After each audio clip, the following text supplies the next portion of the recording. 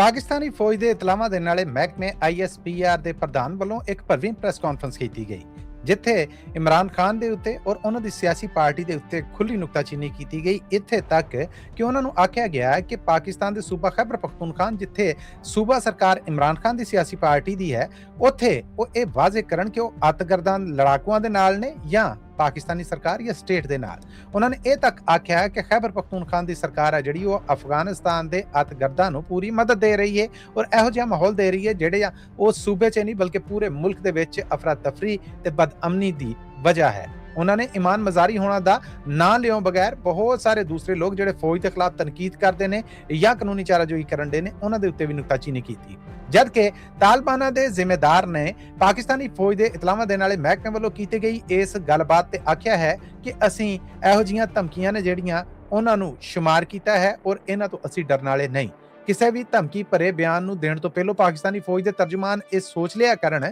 ਕਿ ਉਹ ਕੇਸ ਮਹਿਕਮੇ ਨੂੰ ਪ੍ਰੈਜ਼ੈਂਟ ਕਰ ਰਹੇ ਨੇ ਜਾਂ ਕੇਸ ਮਹਿਕਮੇ ਦੀ ਨੁਮਾਇੰਦਗੀ ਕਰ ਰਹੇ ਨੇ। ਧਮਕੀ ਭਰੇ ਬਿਆਨਾਂ ਦਾ ਸਾਡੇ ਉੱਤੇ ਕੋਈ ਅਸਰ ਨਹੀਂ ਹੋਣ ਵਾਲਾ।